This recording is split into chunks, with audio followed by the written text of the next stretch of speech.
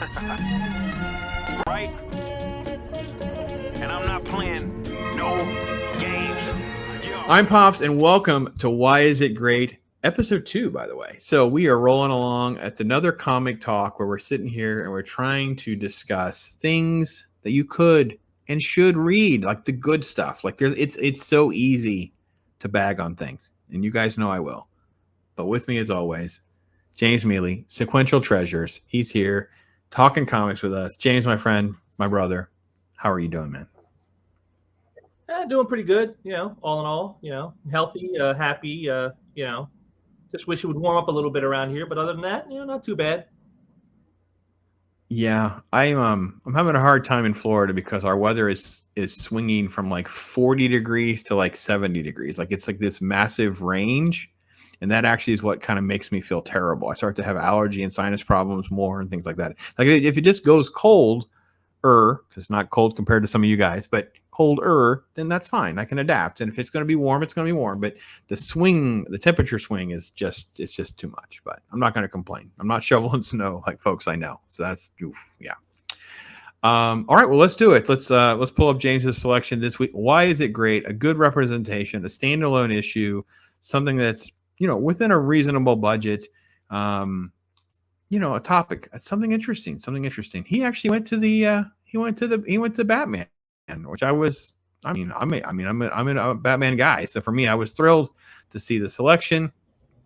We minimize myself, and let's talk about the Batman. So issue 430, great cover, by the way. I love Fatal Wish. What a good cover. Batman 430. Somewhere below there lurks a madman with a rifle and a secret the Batman do not dare face. Somewhere below is the Fatal Wish. Awesome. So I got to say this one, it's not just any old Batman issue. It's one of my favorite Batman issues, and it's also one of my all-time favorite single-issue stories. Definitely top 10 material.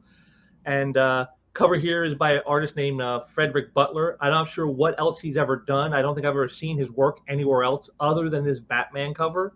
But I just love the image. The whole, he's got like a Michael Klatua art vibe to his style, but and he's taken something that's so memorable to us. We've all seen Batman up on a ledge of a building, which it's been done a bazillion times. We've all seen that. And yet here with the pose he does and the in the background, he takes something that is so well worn and makes it feel almost new, and I really like that. So right from the very jump, the cover is just excellent. And this is right after the awesome covers by Mike Mignola from Death in the Family, where they kill Jason Todd. So this is like right after this, and so it's like it continues the excellence. Yeah, the amount of shadows and from stuff. That great storyline. Just beautiful work. Now, okay, in the story here, what we have is it starts out with this guy who goes to the top of this building and he pulls out a rifle, as you can see, and he just starts sniping people. It's a classic, sniper storyline. Major villain, he's not facing, or anything like that. So it's just he's going after just your typical like a street level type of crime. And I just love this, and I love this page because it shows you just how far they were willing to go. This is art by the great Jim Aparo, probably one of the preeminent Batman artists in history. And you can see here they pull no punches. You can see how violent this actually is. It's not like it's like a thing where like they're inferring it or there's shadows to cover something. It's in your face type of bloody action, and I like that about this story. It's not pulling any punches. Yeah, it's very, very shocking. And then just to have the brutality on the sidewalk and stuff, even though they're smaller panels, it's still just so intense. Yes. And this is how the story starts. So, I mean, it's going to just get better. Okay, now this scene is all right, then we cut to the page. And by the way, this is my favorite Batman art. Yes, Jim Aparo and Mike DiCarlo, yes. Now, this page is key because this is the only reference they make to the previous storyline, to Jason Todd being killed in Death in the Family. You see, Batman shows up on the scene where the sniper's at. Gordon's talking with him, and he's like, is Robin with you tonight? And he's like, no. And then, like, you can see how startled Gordon is by how he reacts to that. And he's like, is everything okay? Is something wrong, Batman? And he's like, No. And then it's off to do business. This is all they give you in the wake of Death in the Family. This is the only time they touch on that in the entire issue. I like that too, that something major happened and yet stuff is going on, and yet we got no time for that. There's a crisis and there's no time to go into all this, but yet they still managed to squeeze it in. And like I said, that middle row of panels of Batman's face and Gordon's face, it tells the story right there between them. Like Gordon knows something's wrong, even though Batman is saying there isn't. You know, he just knows. That's how well these men know each other. Even though he doesn't really know Batman's identity, he knows the man well enough that he can tell something is wrong. And even though he says it's not, he knows that isn't true. And so it startles him. And I think that's just a great sequence right here. Is just to again, more ratcheting up the emotional consequences. And so it's really becoming a very taut story just in the very beginning right here. Well, I also wanted to say too how much I appreciate they don't shy away from the topic. Like, sometimes you feel like with certain stories or series, they'll do something big and then just it's not talked about in the next issue. And you're like, well, are we going to talk about what just happened? Like it allegedly in the timeline, it just happened like a few days ago. And then there's other stories where you're like, they start talking about things no idea what they're talking about. And it's like, I think it's perfectly done here. It is really, really perfectly done here. Couldn't agree more. Yes. All right. Action. Now, what happens is, so Batman, he first tries the stairs. He goes up the stairs of the building to try to get to the sniper, but of course you can see that doesn't work out too well. And as you can watch here, the sniper kind of tells you what his whole deal is he's ticked off at the world, just a man angry at the world. His life hasn't gone the way he hoped. Things in his life aren't working out the way he wants them to, and he thinks that, everybody, you're all a bunch of fools, you're all a bunch of idiots. And so, if I can't be happy, if I can't have a life, none of you are worthy of life either. I wish you were all dead. You can see that's what he says down there at the very end. I wish you were all dead. And that's his motivation for all of this. The anger, the hatred of life, the hatred of others who aren't suffering the way he is suffering. It plays to a lot of what we see kind of in today's world, where it's all these people who want to cancel people and things like that because they hurt their feelings. It's like, my feelings are hurt and the world must pay for that. This guy is kind of in that vein. So I like this. It's a kind of a very believable motivation for someone to do what this guy is doing. So again, it's just, and you can see Batman, he's down there in the shadows trying to figure out what to do next. Now that he can't take the direct route to get this guy, how do I get this guy without, of course, causing more people to get shot? I just want to point out how much I love the way they did those panels in the middle. Yeah, the staggered feel. I like that. I like that layout design. Yes, because it's kind of like off kilter, the same way this guy's mentality is off kilter. Yeah, it really is interesting the way they did that. I like that a lot. Look at the positioning Aparo does with Batman in there, so that he can dodge those bullets. That's just very, very well done. Now this is key. Yep, see, there he is. Just that twist, just barely missing him. That's great figure work. That Aparo was actually very well known for.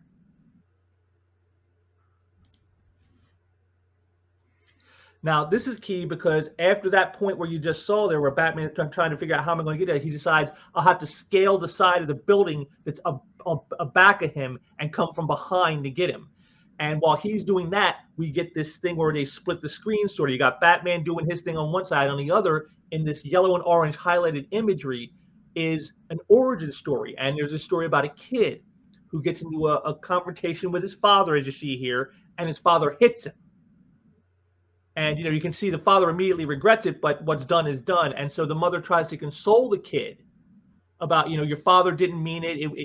He still loves you. It's all okay. And if you go to the next page, you see the reaction to that. And there it is. He says, well, I don't love him anymore. I hate him. I wish he were dead. So, who just got done saying they wished everyone was dead? the sniper. And then again, you see this is just as Batman gets to the top of the roof, we see there's the reveal. So, oh, is this the sniper's origin? This is his origin. This is why he's mad at the world. You know, it's all daddy issues. It's all he didn't feel loved or whatever it was, and he's taking it out on the world. So, you know, that's the way they set this all up to give you the motivation. But all is not as it seems. Let me put it that way. So we'll go on to the next page here. Well, I want to also give them credit for the way that they did the art and the color. So it's like the flashback sequence is completely different, but it's not, because they did like a vertical divide between the current and the flashback, and they also just set all of the color palettes differently, just did everything completely different to create this juxtaposition of telling two completely different stories simultaneous. Yes. It's beautiful, beautiful work. Now, Batman, he, of course, you saw, got up in the building. He tried to get the sniper. The sniper fires at him. He throws some smoke bombs. Batman gets grazed by a shot. You can see here, that's why he's got stars around his head. He's kind of got like his brains are ringing, and he's trying to get the sniper to stop. He's like, back away from the edge of the building, because he knows what's going to happen. You know, the police are there. They're ready and waiting for their opening. And he knows if the guy gets too close to the edge, he's going to give it to him. And so he's like, back away, get away from the edge. And the guy won't listen. And we see what happens here at the very end. The cops take their shot, and well, we can kind of pretty much figure out what happens. Yeah. And then, of course, here we are, the final page, the denouement, as they call it in literature. But it's excellent, because this is the big reveal. This is what you didn't expect. Now, you saw that origin part, and you're thinking, oh, well, that's the sniper's origin, right? It's like, but no, it's not the sniper's origin. It's Batman's origin. That's what happened the night before they went to see Zorro and walked down that famous alley. Bruce got into an argument with his father. His father hit him, and he wished he was dead. And then the next day he was. And you can see it right here in the dialogue here. He goes, wish you were all dead. Deep within the depths of subconscious, a little boy cries out, I'm sorry, Daddy. I didn't mean it. It's him. He's the one. And so this is how they flip the script on you. You're thinking you're reading the sniper's origin. No, it's Batman's origin. And the night before the fatal night, he wished his father was dead. And then the next day he was. And so this to me is like the masterstroke that Jim Starlin, who wrote this, did. He did here exactly what Alan Moore did with Swamp Thing, where he injected something in that we didn't know before that changes everything and yet changes nothing. Everything that happened before happened just as we read it. But now we had this new bit of info, and we understand Batman in a way we didn't before. You know, he's not just driven because his parents were murdered and he doesn't want others to suffer that way. It's also personal guilt. He feels responsible for their death. Not because he survived the encounter, but because he wished his father was dead, and then the next day he was. And this is what drives him. It changes everything, and yet changes nothing. And that is a very difficult thing. That's why I see a lot of these guys in the industry today do with the modern stuff. They try to change things retroactively and just say, oh, well, this is just how it's always been.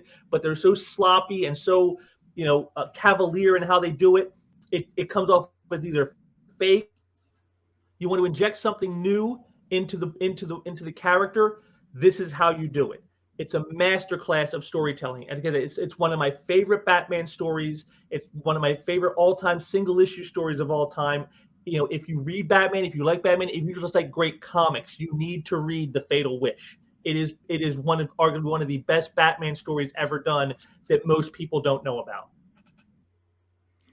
I want you to go back and repeat what you said there, because I worried that our sound buffered a little bit. On my end, I know I did, but you said, you were talking about them trying to inject their own thought processes, and you talked about how sloppy it is.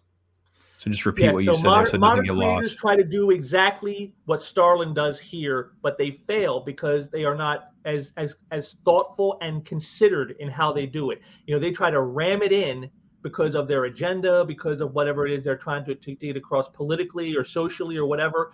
They don't understand that you can inject things into a character this way, but do it thoughtfully that doesn't destroy either what came before or the character themselves to do it. Starlin was a master at doing that in this issue.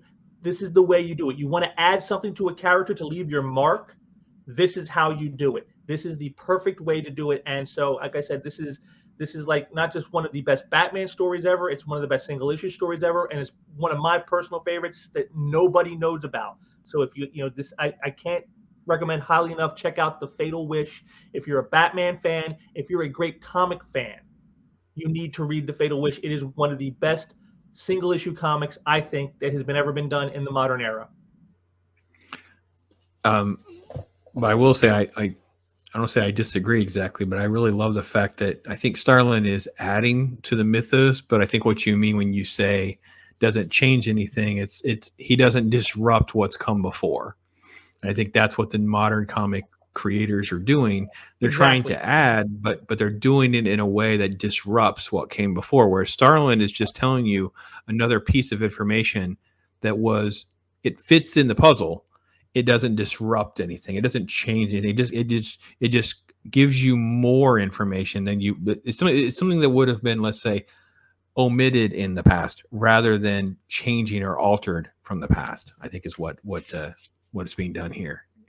Exactly. Like I said, that's what it's a masterclass in how to do this, because it changes everything and yet it changes nothing. Nothing of the past happened before happened just as you read it. You just now have this new information that now changes everything for you as the viewer, because now you have a new understanding of character that you didn't before from this information that has been injected so thoughtfully. And that's the way to do it. If you want to leave a mark that way on a character, that is how it's done. Alan Moore did it with Swamp Thing, and Starlin does it here with Batman. This is the way to do it. This is what modern creators don't seem to either be able or care about doing. And that is why their work is so subpar, and a work like this is a masterclass. Yeah, I agree. Well, my selection is probably not nearly as interesting or thought-provoking as that one. Uncanny X-Men 201. So as I reread the book, as I've been rereading some Claremont, I have a stream I'm doing later tonight. It's part of my Comic Top series as well. He's got some OG Uncanny. So I like go back and dabble a little bit. And for me, the book really represents first off, it should be a bullet in your holster to rebuke all the people that talk about how there are no strong women in comics and characters. And us comic fans hate strong women or whatever. Like literally, this is a Storm who shaves her head and has this insane looking mohawk, who goes up against Cyclops while she does not have her powers. So the book actually has all of these really cool elements that fit and expand in the X-Men universe in its time, in its day. And sure, it does fit in a larger story, and sure, it does fit in a larger framework of the different events that are happening during the time. But you can get a lot out of this book just in and of itself. And I hopefully can illustrate some of the pages to show you part of the reason why I think it's so important or why it's so interesting. They waste no time with a whole bunch of we don't have to get a whole bunch of story about, oh, by the way, and all this setup and whatever. No, the X-Men arrive and there's a baby there, right? Now, for those of you who don't know where we're at in the timeline of things, this is not Jean, this is Madeline Pryor. So Cyclops is with Madeline Pryor and they have a baby boy. I don't know if I should spoil baby boy or not, James, but those of you at home that don't want to know, you can mute this. It's like a 35-year-old book, so I don't think you're spoiling much. People have plenty of time. It's not like it's just a recent development. So that's a good point. This is Baby Cable. For those of you at home that are trying to keep track of what's, the complexities of the X universe, and it is a little complex, as this book even does have some of that. But the fact that you could take this book, and I don't know about anyone else, but when I was young and I was in this for the first time, a book like this meant a lot to me because it was complex, because it did take me down the rabbit's hole. Like, wait a minute, why is Cyclops with Madeline Pryor? What happened to Jean? So then I want to go find the issues to figure out, if I hadn't read them, to make sure I could figure out what happened there. You know what I mean? Who is this baby? And then of course you find out he's Cable. What do you mean he's Cable? Then I'm down that rabbit hole. So a book like this is full, chock full of a lot of those nuggets, in my opinion. So Chris Claremont, Rick Leonardi and that is doesn't the even bring penciler. in the fact of Rachel Summers. Oh, we're going to get to the Rachel fact in a of minute. Rachel Summers, who is yeah, she comes into play in a minute, and we'll get to that because as I was reading it, I thought to myself, are they going to address basically the sister in the room at this point? And I'm like, oh yeah, I guess they kind of do. It takes a minute for it to become like impactful, but Claremont purposely like doesn't want to cut it for a minute and then hit you with it. So first thing that is this interaction between Madeline Pryor and Storm.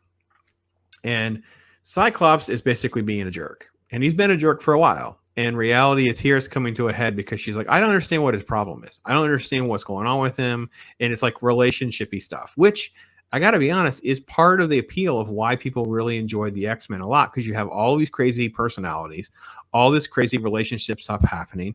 And it all feels very, very real. Claremont was a master at basically giving everyone different voices, different personalities, different conflicts that kind of ebb and flow. It just leaves things unresolved many times. Like he was so good at just letting it just not have an issue, just let it hang out there, but not like ignoring it.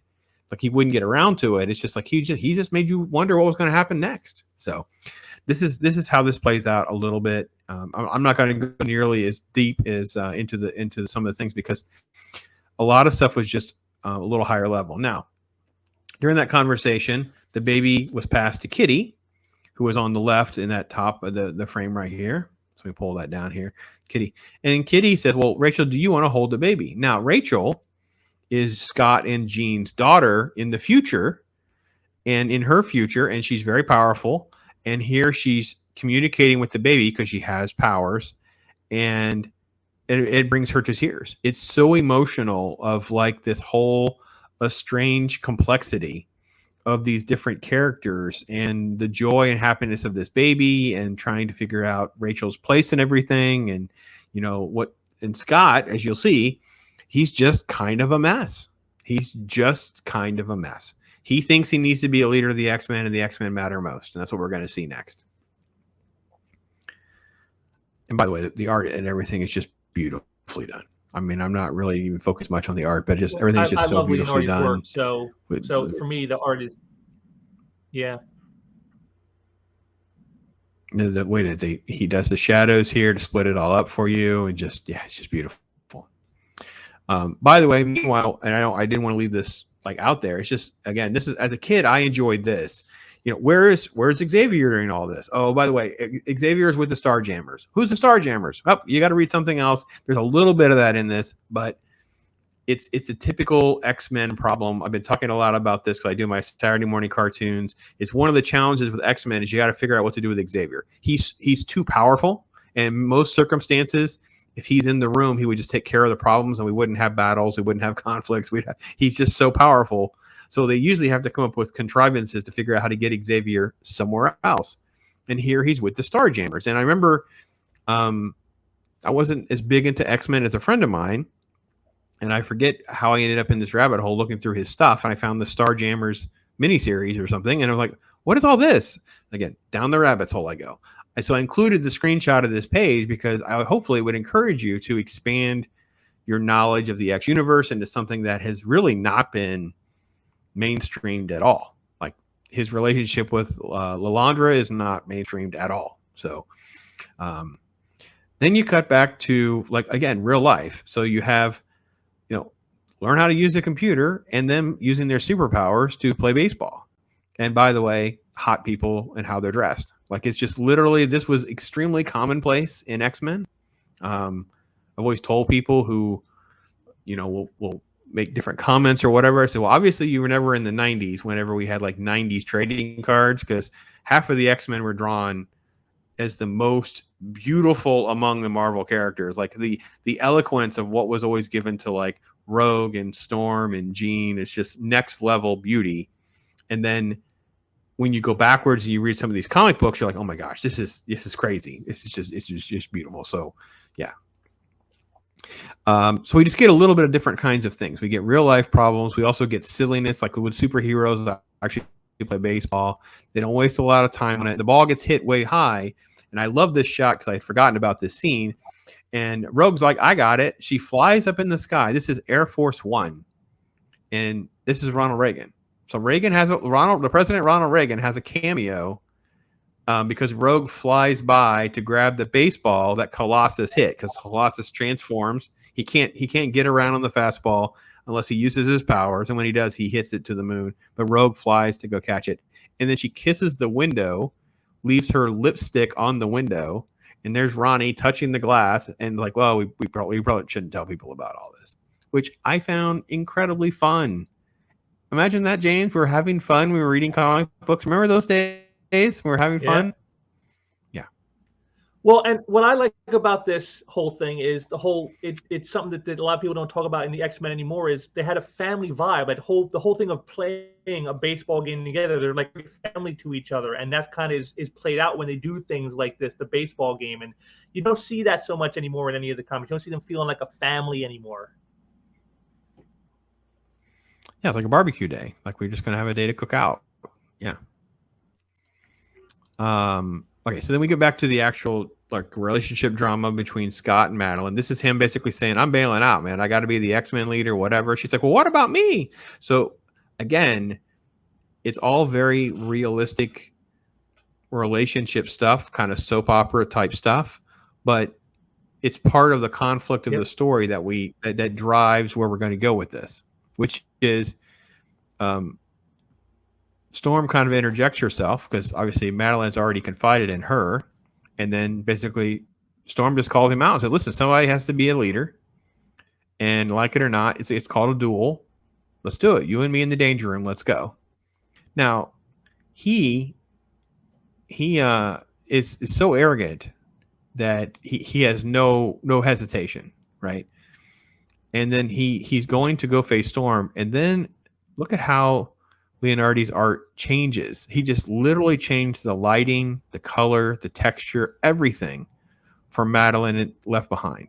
Like everything is just so different in that one frame. And it's incredible because it's like you emotionally can feel the separation and the emotions that she's feeling just because of the way he changes the mood of the scene, basically.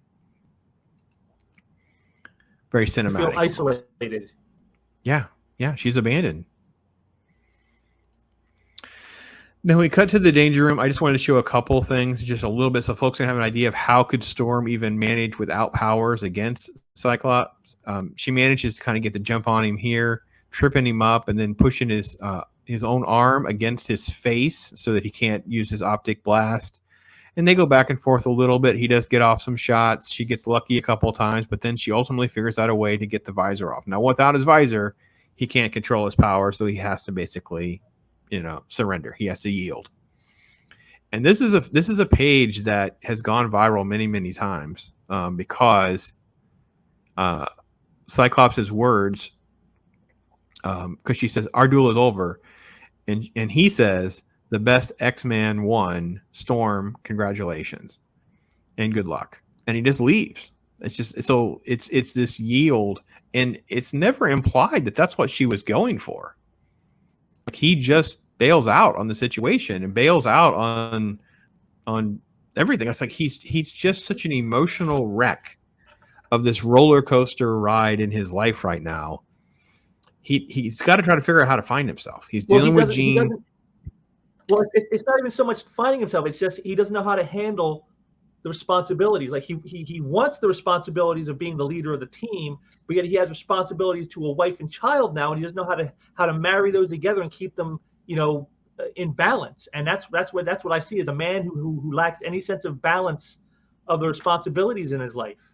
And in a way, by beating him, Storm does him the biggest favor she could do him. And yet, as you saw there, he doesn't really see it that way. He can't believe it, that I'm not going to be the leader of the X-Men. No, I'm not. I can't believe this. Yeah, I was trying to think about an issue that would really kind of represent this era. and I forget how, or the conversation that led me down they've never done Storm right. We've never gotten strong Storm. They want strong women. They want strong leaders. Here we have one of the most iconic characters of the X-Men, this strong female character that everybody knows. It doesn't matter if whether it be for the movies and the cartoons, the comic books, even the most passive of X-Men fans or novices pretty much know who Storm is. And by the way, since her name is Storm, it's pretty easy to presume what her powers are. She doesn't require a whole lot of conversation. And yet she's been relegated as sort of like a side character and not the leadership role, or not vying for the leadership role, which is what she basically stepped up to do because of the situation. Scott's, dodging his responsibility, and she challenges him without any powers. She has no powers at this time. She's been powerless for like about, I think at this point, for like a year and a half in our time, in comics, by months. For like a year and a half, she's been without her powers, and here she takes him. How much stronger of a woman can you be?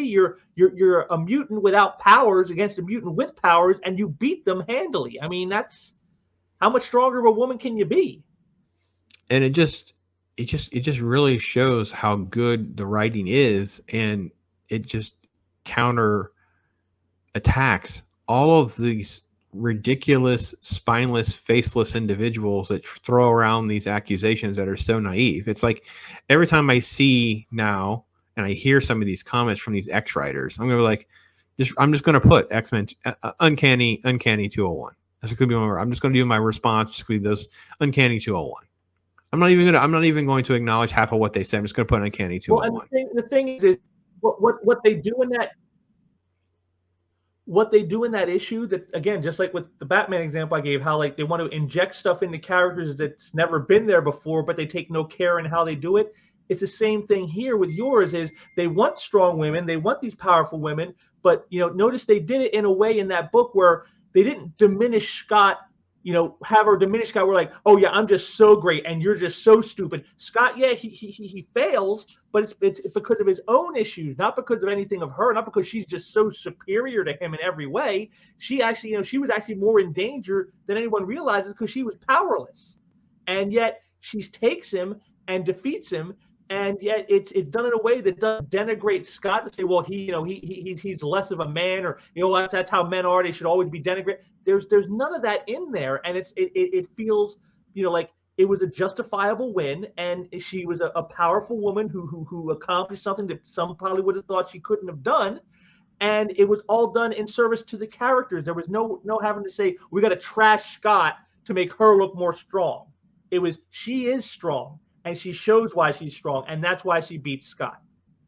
Right. Yeah, I think the key word is denigrate. Like, she doesn't need to humiliate or denigrate him to win. She was just strategic. She pulled it off. She won. He's still just reeling, and it has a lot of issues, and now he can move forward the story. Like, she can be doing her thing. He has to do his thing. It's beautiful writing in a very complicated universe with a lot of different characters and a lot of different themes and stuff like that. I think it just really does, in one issue, give you a good snapshot in the middle of a whole lot of chaos. Like, there's a whole lot of storylines before and after this that we can point to as these great classic stories and things like that. So it's just one of those issues. It's sort of like, sure, it's an uncanny 201, so it's not like dirt cheap, but it's also not like a break the bank kind of book. So you're not out there going. It is more on the expensive side because of the intro of Baby Cable. Yeah, I was looking at some of the number. I didn't think it was that big of a thing, but I know it's been reprinted a million times too. I think it's even a classic. Yeah. Even a classic X-Men. I think there's even one of those. But so yeah. Anyway, those are our Why Is It Great comics for this week, this month. It is fun to know that greatness kind of somehow falls in the shadows of something like Death in the Family. Like, Death in the Family was such a big thing, and then to know, like, with a couple issues, and that's not the only one that's in that sort of era. Like, there's a couple other issues that James could have pulled from, in my opinion, where there's just these massive, impactful moments that are just intertwined in there. And part of it is Batman not wanting to look grief in the face, right? He runs on grief. right? It's the fuel that drives Batman. That's basically the story itself right there. Is everything he does now, from what we've seen, that it's all based on his own grief. I feel responsible for my parents' death. I wished them dead, and now they are. It's my fault. It's all grief stricken, and but like I said, it's done in a way that doesn't denigrate what came before and say, oh well, that all, like, everything you knew about Batman was a lie. No, it's all true. This is just new information that you didn't have access to before that now adds a whole new layer to things. And that's the concerted care that you don't see in modern works today. They don't think about stuff like that. Go, how can I work this in without destroying everything that came before? How can I build up this character, as in with your X-Men book? How can I build up this female character without having to tear down all the male characters to do it? See, that's what they did in these books that we've shown today. Is you can do those things. You can make strong female characters. You can inject new information that alters your view of a character forever, and yet you can do it in a thoughtful way that doesn't have to denigrate and destroy everything that came before or ruin other characters to do it. It can be done. And these, Claremont and Starlin are just two of the men who show this is how it's done. And that's something, I think more people should take note of. And I think this is why you see so much pushback to modern stuff that does this, because readers can tell. They can tell when it feels authentic, when it makes sense, and when it's just being forced in like a square peg in a round hole. And that's the difference here. By the time you guys are watching this, my review for the new Batman, and I'm one issue behind current issue is 132. I don't even know that I'm going to read 132, because I felt like with the new issue, their solution is that it's like the new 52 all over again. It's another universe. It's another little trick. It's another little gimmick to what actually happened. It's not actually like, this is what happened, and here's the actual consequences thereof. It's been thought through, it's been planned, and it makes sense. It's digestible. It's like, no, it didn't really happen. It was a trick. It's like, here's a little, it's like, oh, I'm so sick of that. So here, when we have death in the family, and you have Batman running on grief, then we have Jason Todd's death, and Starlin goes, well, how about if we said the night before he wished his parents dead, he wished his dad dead, of course dad gets murdered. Not only is the man dealing with grief, he's connecting to the sniper situation who's running on grief, and then he has to deal with the grief that he couldn't even save the sniper. Like, so there is like just this compounding of dealing with the emotional trauma. He wished his father. He wished exactly. He wished his father dead, and then he was, but he didn't. And there was nothing you could do to stop it. He couldn't save Jason. He couldn't save the sniper. It's just compounding on compounding of grief. Yeah. I think it's brilliant. I think it's great stuff. So, well, folks, I hope you enjoyed the video. For those of you that are members, we're going to record a little clip, and we'll have a little members only clip. We'll just throw out a little topic of something that we're going to talk about. And for those of you who are not members, there's also just bells, buttons, and whistles down there. Feel free to join the Pops universe and be a member, get some of these member-only clips that we're going to try to throw out there for you guys. So, but again, thanks to James. Join us again next month. We're doing Why Is It Great? If you're doing the Wednesdays where all my comic book content's being moved to pretty much 90% of the time, and been doing my pre-record comic talks. So those are dropping weekly. So this is this one with James. Last week had Doug Bratton on. He was talking about his indie comic called Isolation. I'll be talking to Shelby Loves, Noob Reviews, Wakazashi's Tea House, some different YouTube and content creators talking about comics in all sorts of different ways, things they like, and what's going on. So make sure you connect to all that. I appreciate you so much. I am Pops.